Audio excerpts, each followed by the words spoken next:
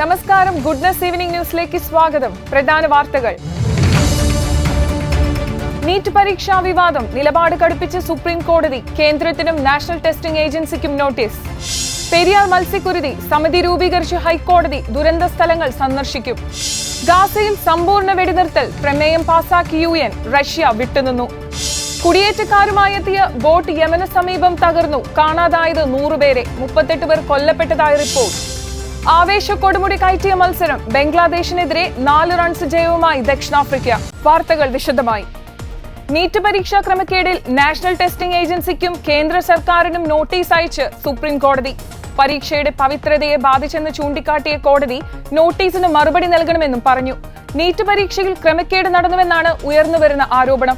ഇതിനെതിരെ രാജ്യ തലസ്ഥാനത്ത് വിദ്യാർത്ഥി സംഘടനകൾ പ്രതിഷേധിച്ചിരുന്നു. നീറ്റ് പരീക്ഷ നടത്തിപ്പിലെ അഴിമതി അന്വേഷിച്ച് കുറ്റക്കാർക്കെതിരെ നടപടിയെടുക്കണം, സർവകലാശാലയ്ക്ക് പ്രവേശന പരീക്ഷകൾ നടത്താനുള്ള സ്വയം ഭരണാധികാരത്തിൽ കൈകടത്തരുത് തുടങ്ങിയ ആവശ്യങ്ങൾ ഉന്നയിച്ച് നിവേദനം നൽകുകയായിരുന്നു. ഇതിനിടെ ഭരണാനുകൂല വിദ്യാർത്ഥി സംഘടനയായ ABVP NTA ആസ്ഥാനത്തേക്ക് മാർച്ച് നടത്തി. ABVP ഭാരവാഹികൾ NTA ഡയറക്ടറെ കണ്ട് നിവേദനം നൽകി. MSFും ദില്ലിയിൽ പ്രതിഷേധം നടത്തി. ഫലം പ്രഖ്യാപിച്ചപ്പോൾ 67 പേർക്ക് 1ാം റാങ്ക് ലഭിച്ചതാണ് പ്രധാന ചർച്ചയാകുന്നത്. ഇതിൽ 6 പേർ ഒരേ സെന്ററിൽ നിന്ന് പരീക്ഷ എഴുതിയവരാണെന്ന ആരോപണവും പരാതിക്കാർ ഉന്നയിക്കുന്നു. 1ാം റാങ്ക് ലഭിച്ചവരിൽ 47 പേർക്ക് ഗ്രേസ് മാർക്ക് നൽകിയെന്നാണ് NTA പറയുന്നത്. NCERT പാഠപുസ്തകത്തിലെ ഉത്തരവിന്റെ പിഴവിനാണ് ഗ്രേസ് മാർക്ക് എന്നാണ് NTA വിശദീകരിക്കുന്നത്. ഒപ്പം 2ാം റാങ്ക് ലഭിച്ച വിദ്യാർത്ഥികൾക്ക് സമയം കിട്ടിയില്ലെന്ന പരാതിയുടെ അടിസ്ഥാനത്തിലുമാണ് ഗ്രേസ് മാർക്ക് നൽകിയത്. മുൻ കോടതി വിധികളുടെ അടിസ്ഥാനത്തിലാണ് ഗ്രേസ് മാർക്ക് നൽകിയതെന്നാണ് NTA വ്യക്തമാക്കുന്നത്. എന്നാൽ ഇതിൽ വിദ്യാർത്ഥികളും അധ്യാപകരും ആക്ഷേപം ഉന്നയിക്കുകയാണ്. 3ാം നരേന്ദ്രമോദി സർക്കാരിന്റെ വകുപ്പ് വിഭജനം പൂർത്തിയായതിനു പിന്നാലെ തൃശൂർ MPയും നിയുക്ത മന്ത്രിയുമായ സുരേഷ് ഗോപി ശാസ്ത്രി ഭവനിലെ പെട്രോളിയം ടൂറിസം മന്ത്രാലയങ്ങളിലെത്തി ചുമതലയേറ്റു. പെട്രോളിയം പ്രകൃതിവാതക മന്ത്രാലയം മന്ത്രി ഹർദീപ് സിംഗ് പുരി അദ്ദേഹത്തെ സ്വീകരിച്ച് കസേരയിലേക്ക് ആനയിച്ചു. വകുപ്പ് സെക്രട്ടറിമാരും ചടങ്ങിൽ പങ്കെടുത്തു. പിന്നീടാണ് ടൂറിസം മന്ത്രാലയത്തിലെത്തി ചുമതല ഏറ്റെടുത്തത്. രാവിലെ പെട്രോളിയം മന്ത്രാലയത്തിലെത്തിയാണ് അദ്ദേഹം ചുമതലയേറ്റത്. പെട്രോളിയം പ്രകൃതിവാതക മന്ത്രാലയം മന്ത്രി ഹർദീപ് സിംഗ് പുരി അദ്ദേഹത്തെ സ്വീകരിച്ചു. വകുപ്പ് സെക്രട്ടറിമാരും ചടങ്ങിൽ പങ്കെടുത്തു. ചുമതല ഏറ്റെടുത്ത ശേഷം അദ്ദേഹം പ്രധാനമന്ത്രി നരേന്ദ്രമോദിക്കും കേരളത്തിലെയും പ്രത്യേകിച്ച് തൃശൂരിലെയും ജനങ്ങൾക്ക് നന്ദി രേഖപ്പെടുത്തി. പ്രധാനമന്ത്രി ഏൽപ്പിച്ചത് സുപ്രധാനമായ ചുമതലയാണ്. അദ്ദേഹവും പെട്രോളിയം മന്ത്രിയും പാനലുമൊക്കെ നിർദ്ദേശിക്കുന്ന കാര്യങ്ങൾ നടപ്പാക്കുമെന്ന് സുരേഷ് ഗോപി പറഞ്ഞു. UKGയിൽ കയറിയ അനുഭവമെന്ന് മന്ത്രിസ്ഥാനം ഏറ്റെടുത്ത ശേഷം സുരേഷ് ഗോപി പറഞ്ഞു. താൻ ഏറ്റെടുത്തത് തീർത്തും പുതിയ സംരംഭമാണ്. 0-ൽ നിന്നാണ് തുടങ്ങുന്നതെന്നും കേരളത്തെ ടൂറിസം രംഗത്ത് ഭാരതത്തിന്റെ തിലകക്കുറിയാക്കുമെന്നും അദ്ദേഹം കൂട്ടിച്ചേർത്തു. ജനങ്ങൾക്കു വേണ്ടി പ്രവർത്തിക്കും. ജനങ്ങളാണ് ഈ അവസരം നൽകിയതെന്നും തൃശൂരിലൂടെ കേരളത്തിന്റെ വികസനം യാഥാർത്ഥ്യമാക്കുമെന്നും സുരേഷ് ഗോപി വ്യക്തമാക്കി. ബാർക്കോഴ വിവാദത്തിൽ കോൺഗ്രസിന്റെ മുതിർന്ന നേതാവ് തിരുവഞ്ചൂർ രാധാകൃഷ്ണന്റെ മകൻ അർജുൻ രാധാകൃഷ്ണന് ക്രൈംബ്രാഞ്ച് നോട്ടീസ്. വെള്ളിയാഴ്ച ക്രൈംബ്രാഞ്ചിന്റെ തിരുവനന്തപുരം ജവഹർ നഗറിലെ ഓഫീസിൽ ചോദ്യം ചെയ്യലിന് ഹാജരാകാനാണ് നോട്ടീസിൽ ആവശ്യപ്പെടുന്നത്. വിവാദ ശബ്ദരേഖ പ്രത്യക്ഷപ്പെട്ട ബാർ ഉടമകളുടെ വാട്സ്ആപ്പ് ഗ്രൂപ്പിന്റെ അഡ്മിനായിരുന്നു അർജുൻ രാധാകൃഷ്ണനെന്ന് അന്വേഷണ സംഘം പറയുന്നു. വിവാദ ശബ്ദരേഖ പുറത്തുവന്ന ബാർ ഉടമകളുടെ വാട്സപ്പ് ഗ്രൂപ്പിന്റെ അഡ്മിനായിരുന്നു അർജുൻ രാധാകൃഷ്ണനെന്ന് അന്വേഷണ സംഘം പറയുന്നു. പിന്നീട് അഡ്മിൻ സ്ഥാനത്ത് നിന്നും അർജുൻ മാറിയെങ്കിലും ഗ്രൂപ്പ് അംഗമായി തുടരുന്നുണ്ട്. ഈ സാഹചര്യത്തിൽ വിവരങ്ങൾ ചോദിച്ചറിയാനാണ് അർജുനെ വിളിച്ചതെന്ന് അന്വേഷണ സംഘം പറയുന്നു. അർജുൻ രാധാകൃഷ്ണന് നേരിട്ട് നോട്ടീസ് നൽകാനാണ് തിങ്കളാഴ്ച ക്രൈംബ്രാഞ്ച് ശ്രമിച്ചത്. എന്നാൽ തനിക്ക് ബാർ ബിസിനസ് ഇല്ലെന്ന് പറഞ്ഞ് അർജുൻ നോട്ടീസ് കൈപ്പറ്റാൻ വിസമ്മതിച്ചിരുന്നു. ഇതേ തുടർന്ന് ഇമെയിലിലാണ് ക്രൈംബ്രാഞ്ച് നോട്ടീസ് നൽകിയത്. മദ്യനയത്തിലെ ഇളവുകൾക്ക് പണം നൽകാൻ നിർദ്ദേശിച്ചുകൊണ്ടുള്ള ബാറുടമകളുടെ സംഘടനയുടെ ഇടുക്കി ജില്ലാ മുൻ പ്രസിഡന്റ് അനിമോന്റെ ശബ്ദ സന്ദേശം പുറത്തുവന്നതാണ് വിവാദമായത്. ഡ്രൈഡേ ഒഴിവാക്കാനും പ്രവർത്തന സമയം കൂട്ടാനുമായി പണം നൽകാൻ നിർദ്ദേശിച്ച ബാറുടമകളുടെ സംഘടനയുടെ ഇടുക്കി ജില്ലാ മുൻ പ്രസിഡന്റ് അനിമോൻ ജില്ലയിലെ സംഘടനയിലെ അംഗങ്ങൾക്ക് അയച്ച ഓഡിയോ പുറത്തുവന്നതാണ് വിവാദമായത്. അതേസമയം ബാറുടമകളുടെ സംഘടനയിൽ അംഗമല്ലാത്ത താൻ എങ്ങനെ അവരുടെ വാട്സപ്പ് ഗ്രൂപ്പിൽ അംഗമാകുമെന്നും മദ്യനയത്തിന്റെ മറവിൽ 1/3 പണവും പിരിച്ചു. പണം ഈ സർക്കാരിലുള്ള ആർക്കൊക്കെ കിട്ടിയെന്നാണ് അന്വേഷിക്കേണ്ടതെന്നും അർജുൻ രാധാകൃഷ്ണൻ പറഞ്ഞു. എൻ്റെ നമ്പേഴ്സ് എല്ലാം ഏറെക്കുറെ എല്ലാവർക്കും അറിയാം. പോലീസിൻ്റെ എല്ലാ ഇൻവെസ്റ്റിഗേറ്റീവ് പവേഴ്സും ഉണ്ട്. അവർ കണ്ടുപിടിക്കട്ടെ എൻ്റെ ഏത് ഫോൺ നമ്പറാണ് അതിൻ്റെ അകത്തുള്ളതെന്നുള്ളത്. എൻ്റെ ഏതെങ്കിലും ഫോൺ നമ്പർ ഉണ്ടെങ്കിൽ അവർ പ്രൂവ് ചെയ്യട്ടെ. അങ്ങനെ ഒരു ഫോൺ നമ്പറേ ആ ഗ്രൂപ്പിലില്ലാത്ത ഒരാൾ എങ്ങനെയാണ് അതിനെക്കുറിച്ച് ഒരു കമൻറ്റ് പറയാൻ പറ്റുന്നത്? എൻ്റെ പേരിൽ എൻ്റെ അറിവിൽ അങ്ങനെ ആധാർ കാർഡിൻ്റെ വെച്ചിട്ട് എൻ്റെ നമ്പർ അതിൻ്റെ അകത്തില്ല. അതവർ പ്രൂവ് ചെയ്യണമെങ്കിൽ അവർ പ്രൂവ് ചെയ്യട്ടെ. ഇനി 2, ഇത് വാട്സാപ്പ് ഗ്രൂപ്പിൽ ഒരു നമ്പർ ഉണ്ടോ ഇല്ലയോ എന്നുള്ളതാണ് അതിൻ്റെ അകത്ത് പ്രധാനപ്പെട്ട വിഷയം എന്ന് പറയുന്നത്, ഈ ഗവൺമെൻറ്റിനെതിരെ ഒരു കാര്യം വോയിസ് മെസ്സേജ് ആയിട്ട് അതിൻ്റെ അകത്ത് ഇട്ടിട്ടുണ്ട്. അതിനെക്കുറിച്ചുള്ള ഇൻവെസ്റ്റിഗേഷൻ എന്തായി എന്നുള്ളതല്ലേ അതല്ലേ ഫൈൻഡ് ഔട്ട് ചെയ്യേണ്ടത്. ഇനി ആ പർട്ടിക്കുലർ ഏതെങ്കിലും ഒരു നമ്പറിൽ നിന്നാണ് വാട്സാപ്പിൽ നിന്ന് ചോർന്നതെങ്കിൽ അതിൻ്റെ പ്രൂഫ് ഗവൺമെൻറ്റിൻ്റെയും പോലീസിൻ്റെയും കാണത്തില്ലേ? ആ പ്രൂഫ് നിങ്ങൾ പുറത്തോട്ട് കൊണ്ടുപോകാം. നിങ്ങൾ ചോദിക്കുന്ന ചോദ്യത്തിൽ സ്ട്രെയിറ്റ് ആയിട്ട് ഒരു ചോദ്യം ചോദിക്കുന്നു, ഇങ്ങനെ ഒരു പൈസ പിരിവ് നടന്നിട്ടുണ്ടോ? ആ പൈസ പിരിവ് നടന്നിട്ടുണ്ടെങ്കിൽ അതിനുള്ള മണി ട്രെയിൽ ഉണ്ടോ? അങ്ങനെ ഉണ്ടെങ്കിൽ ഇന്ന് ഭരിക്കുന്ന സർക്കാരിൽ ആർക്കെങ്കിലും ആ പൈസ കിട്ടിയിട്ടുണ്ടോ? ആ വിഷയത്തെക്കുറിച്ച് നിങ്ങൾ പറയാതെ ഇങ്ങനെ സൈഡിൽ നിന്നുള്ള ബീറ്റിംഗ് അറൗണ്ട് ദ ബുഷ്, സൈഡിൽ നിന്നുള്ള കാര്യങ്ങൾ, ഇന്ന ആൾ ഗ്രൂപ്പിലുണ്ടായിരുന്നോ, ഇന്ന ആൾ ഗ്രൂപ്പിൽ മെസ്സേജ് അയച്ചോ, ഇന്ന ആൾ ഗ്രൂപ്പിൽ നിന്ന് ചോർത്തിയോ, അങ്ങനെയുള്ള അല്ലല്ലോ കാര്യങ്ങൾ. അങ്ങനെ ഉണ്ടോ ഇല്ല എന്നുള്ള അവർ തെളിയിക്കട്ടെ. അങ്ങനെ ഇല്ല എന്ന് എനിക്ക് 100% ഉറപ്പിച്ച് എനിക്ക് പറയാൻ പറ്റും. 2, അങ്ങനെ ഒരു നമ്പർ ഉണ്ടെങ്കിൽ ആ നമ്പർ എൻ്റെ കൈ കാണത്തില്ലേ? ഞാൻ ഈ ഇന്ത്യ ഒട്ടാകെ ട്രാവൽ ചെയ്യുന്ന ഒരാളാണ്. അങ്ങനെയാണെങ്കിൽ ഈ നമ്പറും ആ കോൾ ടവർ ലൊക്കേഷൻ എടുത്താൽ അറിയത്തില്ലേ ഈ ടവർ ലൊക്കേഷൻ എവിടെയാണോ ഉള്ളതെന്നും അത് എൻ്റെയിലാണോ ഉള്ളതെന്നും ഉള്ളത് കൃത്യമായിട്ട് അത് കണ്ടുപിടിക്കാനായിട്ടുള്ള വ്യവസ്ഥയും കാര്യങ്ങളും ഗവൺമെൻറ് കയ്യിലുണ്ടല്ലോ. അത് ഗവൺമെൻറ് ചെയ്യട്ടെ. പെരിയാറിലുണ്ടായ മത്സ്യക്കുരുതിയുടെ പശ്ചാത്തലത്തിൽ ഹൈക്കോടതിയുടെ ഇടപെടൽ. മത്സ്യക്കുരുതി ഉണ്ടായ സ്ഥലങ്ങൾ സന്ദർശിച്ച് റിപ്പോർട്ട് നൽകാനായി ഹൈക്കോടതി സമിതി രൂപീകരിച്ചു. ദുരന്തവുമായി ബന്ധപ്പെട്ട സ്ഥലങ്ങൾ സന്ദർശിച്ച് ഈ സമിതി റിപ്പോർട്ട് നൽകണമെന്ന് chief justice Ashish J Desai, justice VG Arun എന്നിവരുൾപ്പെട്ട ബെഞ്ച് വ്യക്തമാക്കി. ഹർജി ജൂലൈ 3 വീണ്ടും പരിഗണിക്കും. സംസ്ഥാന പരിസ്ഥിതി സെക്രട്ടറി, കേന്ദ്ര സംസ്ഥാന മലിനീകരണ നിയന്ത്രണ ബോർഡ് റീജിയണൽ ഡയറക്ടർമാർ, അമിക്കസ് ക്യൂറി, ഹർജിക്കാരുടെ പ്രതിനിധികൾ എന്നിവരായിരിക്കണം സമിതിയിൽ ഉണ്ടാവേണ്ടതെന്നും കോടതി നിർദ്ദേശിച്ചിട്ടുണ്ട്. പെരിയാറിലേക്ക് വിഷം കലർന്ന അവശിഷ്ടങ്ങൾ തള്ളുന്നത് തടയണമെന്നാവശ്യപ്പെട്ട് KSR മേനോൻ, പെരിയാർ മലിനീകരണ വിരുദ്ധ സമിതി, association of green action force എന്നിവർ നൽകിയ ഹർജികളിലാണ് ഡിവിഷൻ ബെഞ്ചിന്റെ ഇടപെടൽ. മത്സ്യക്കുരുതിയെക്കുറിച്ച് ഫോർട്ട് കൊച്ചി സബ് കളക്ടർ തയ്യാറാക്കിയ റിപ്പോർട്ട് സർക്കാർ കോടതിയിൽ സമർപ്പിച്ചിരുന്നു. പെരിയാറിലുള്ള പാതാളം ഷട്ടറിൽ വൻതോതിൽ ജൈവമാലിന്യം അടിഞ്ഞ് ജലത്തിൽ ഓക്സിജന്റെ അളവ് കുറയുന്നതാണ് പ്രശ്നമെന്ന് മലിനീകരണ നിയന്ത്രണ ബോർഡ് ഹൈക്കോടതിയിൽ അറിയിച്ചിരുന്നു. ഇക്കാര്യമാണ് ദുരന്തശേഷം മലിനീകരണ നിയന്ത്രണ ബോർഡ് കണ്ടെത്തിയതും. അതേസമയം കുഫോസ് ആവട്ടെ വെള്ളത്തിൽ രാസമാലിന്യങ്ങളുടെ സാന്നിധ്യവും കണ്ടെത്തി. ഇതോടെ ഈ കാര്യങ്ങളിൽ വിശദമായ അന്വേഷണം വേണമെന്നാണ് സബ് കളക്ടർ തന്റെ റിപ്പോർട്ടിൽ നിർദ്ദേശിച്ചിരിക്കുന്നത്.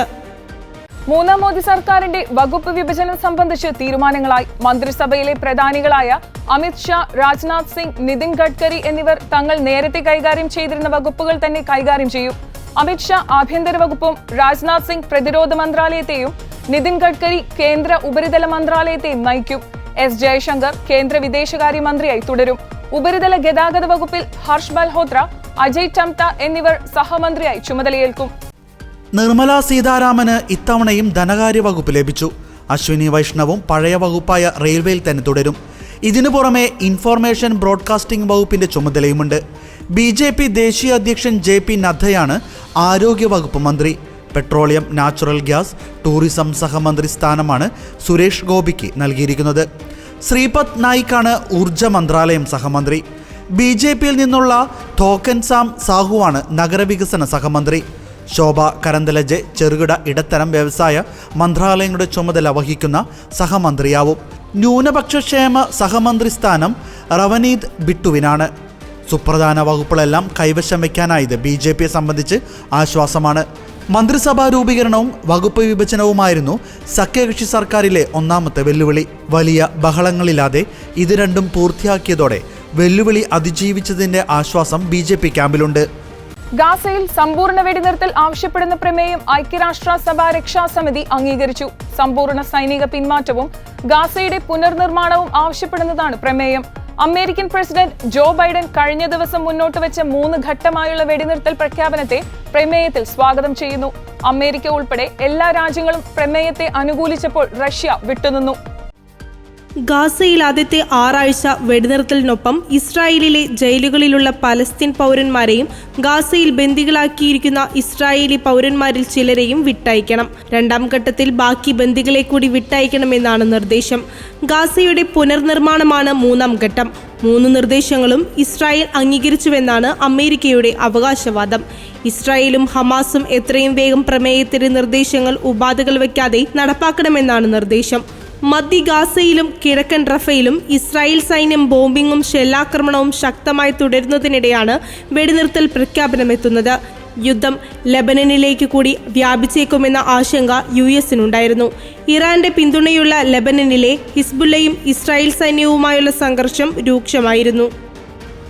മലബാർ മേഖലകളിലെ ജില്ലകളിൽ +1 സീറ്റിന്റെ കുറവ് മൂലം SSLC പാസ്സായ 10,000-കണക്കിന് കുട്ടികളുടെ ഉപരിപഠനം പ്രതിസന്ധി നേരിടുന്ന സാഹചര്യം നിയമസഭ നിർത്തിവെച്ച് ചർച്ച ചെയ്യണമെന്ന പ്രതിപക്ഷത്തിന്റെ അടിയന്തര പ്രമേയത്തിന് അനുമതിയില്ല. സർക്കാരിന്റെ നടപടിയിൽ പ്രതിഷേധിച്ച് പ്രതിപക്ഷം നിയമസഭയിൽ നിന്നും ഇറങ്ങിപ്പോയി.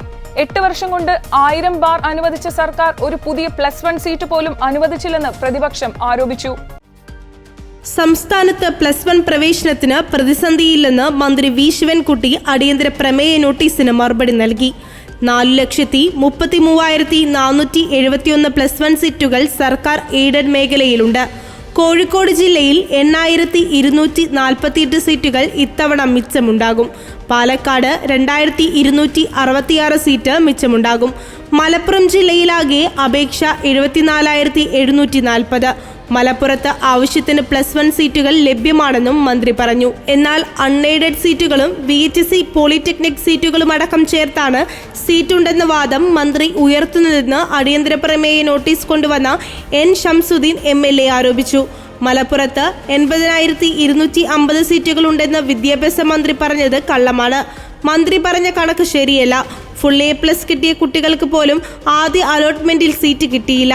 തുടക്കം മുതൽ മലബാറിൽ സീറ്റ് കുറച്ച് അനുവദിച്ചു. കഴിഞ്ഞ 8 വർഷം ഒറ്റ പുതിയ +1 ബാച്ച് പോലും മലബാറിൽ അനുവദിച്ചില്ല. 8 വർഷം കൊണ്ട് 1000 ബാർ അനുവദിച്ച സർക്കാർ ഒരു പുതിയ +1 സീറ്റ് പോലും അനുവദിച്ചില്ല. താൽക്കാലിക ബാച്ചല്ല പരിഹാരം, സ്ഥിരം ബാച്ച് നൽകണം. സർക്കാരിന്റെ ആദ്യ പരിഗണനയിൽ പോലും വിദ്യാഭ്യാസ മേഖല ഇല്ലെന്ന് പ്രതിപക്ഷ നേതാവ് VD സതീശൻ കുറ്റപ്പെടുത്തി. മലബാർ ഒഴികെയുള്ള ജില്ലകളിൽ ആദ്യ അലോട്ട്മെന്റിന് ശേഷം 5000 സീറ്റുകൾ ഒഴിഞ്ഞുകിടക്കുന്നുണ്ട്. ഒഴിവുള്ള ജില്ലകളിൽ വീണ്ടും സീറ്റ് കൂട്ടി. പൊതുവിദ്യാലയങ്ങളിലേക്ക് വരുന്ന കുട്ടികളുടെ എണ്ണം കുറയുന്നു. കുട്ടികൾ വരാത്തത് ഗുണമേന്മ കുറഞ്ഞത് കൊണ്ടാണ്. ഇതൊന്നും ചർച്ച ചെയ്തില്ലെങ്കിൽ പിന്നെ എന്ത് വിഷയം ചർച്ച ചെയ്യുമെന്ന് പ്രതിപക്ഷ നേതാവ് ചോദിച്ചു. യമൻ തീരത്തോട് ചേർന്ന് ബോട്ട് തകർന്ന് 38ഓളം പേർ കൊല്ലപ്പെട്ടതായി റിപ്പോർട്ട്. വടക്കുകിഴക്കേ ആഫ്രിക്കയിലെ ഉപദ്വീപായ ഹോൺ ഓഫ് ആഫ്രിക്കയിൽ നിന്നുള്ളവരാണ് കൊല്ലപ്പെട്ടതെന്നാണ് അന്തർദേശീയ മാധ്യമങ്ങൾ റിപ്പോർട്ട് ചെയ്യുന്നത്. 25ഓളം പേരുമായി എത്തിയ ബോട്ടാണ് ശക്തമായ കാറ്റിൽ തകർന്നതെന്നാണ് അപകടത്തിൽ നിന്ന് രക്ഷപ്പെട്ടവർ വിശദമാക്കുന്നത്. ബോട്ടിലുണ്ടായിരുന്ന 100ഓളം പേരെ ഇനിയും കണ്ടെത്താനായിട്ടില്ല. ഇവർക്കായുള്ള തെരച്ചിൽ ഊർജിതമാക്കിയിട്ടുണ്ട്. എത്യോപ്യയിൽ നിന്നുള്ള കുടിയേറ്റക്കാരായിരുന്നു ബോട്ടിലുണ്ടായിരുന്നവരിൽ ഏറെയുമെന്നാണ് പ്രാദേശിക ഭരണകൂടം വിശദമാക്കുന്നത്. മറ്റ് ഗൾഫ് രാജ്യങ്ങളിലേക്ക് കുടിയേറുന്നതിനുള്ള ഇടത്താവളമായാണ് യമനെ കണക്കാക്കുന്നത്. ബോട്ട് തീരത്തോട് അടുത്തെത്തുന്നതിന് മുമ്പ് തന്നെ തകർന്നതായും പ്രാദേശിക ഭരണകൂടം വിശദമാക്കുന്നു. 78ഓളം പേരെ പ്രാദേശിക ഭരണകൂടവും മത്സ്യബന്ധന തൊഴിലാളികളും ചേർന്ന് രക്ഷപ്പെടുത്തിയതായാണ് സൂചന. ഇവരിൽ നിന്നാണ് 100ഓളം പേരെ കാണാതായതെന്ന് മനസ്സിലാവുന്നത്. UN അടക്കമുള്ള സംഘടനകളെ അപകട വിവരം അറിയിച്ചതായി യമൻ പ്രതികരിക്കുന്നത്. യമനിലെ യുദ്ധ സമാന സാഹചര്യത്തിലും ചെങ്കടലിൽ ഹൂത്തി ആക്രമണങ്ങളും നടക്കുന്നതിനിടയിലും അഭയാർത്ഥി പലായനം കൂടുകയാണെന്നാണ് UN നിരീക്ഷിക്കുന്നത്. സമാനമായി ബെലാറസിൽ നിന്നുള്ള പോളണ്ടിലേക്കുള്ള അഭയാർത്ഥികൾ ഒഴുക്ക് തുടരുകയാണ്. പ്രതിദിനം 400ഓളം പേർ അതിർത്തി കടക്കുന്നുവെന്ന് പോളിഷ് സർക്കാർ വിശദമാക്കുന്നത്. അഭയാർത്ഥികളുമായുള്ള ഏറ്റുമുട്ടലിൽ പോളണ്ട് പട്ടാളക്കാരൻ മരിച്ചതിന് പിന്നാലെ പോളണ്ട് കടുത്ത അതൃപ്തി രേഖപ്പെടുത്തിയിട്ടുണ്ട്. ജാതീയ അധിക്ഷേപം ഉൾപ്പെടെ ചൂണ്ടിക്കാട്ടി RLV രാമകൃഷ്ണൻ നൽകിയ കേസിൽ നർത്തകി സത്യഭാമയുടെ മുൻകൂർ ജാമ്യാപേക്ഷ ഹൈക്കോടതി തള്ളി. നെടുമങ്ങാട് SC/ST പ്രത്യേക കോടതിയിൽ ഒരാഴ്ചയ്ക്കുള്ളിൽ കീഴടങ്ങാൻ ജസ്റ്റിസ് K. ബാബു നിർദ്ദേശിച്ചു. ജാമ്യാപേക്ഷ നൽകിയാൽ അന്നുതന്നെ തീർപ്പാക്കാനും നെടുമങ്ങാട് കോടതിക്ക് ഹൈക്കോടതി നിർദ്ദേശം നൽകിയിട്ടുണ്ട്.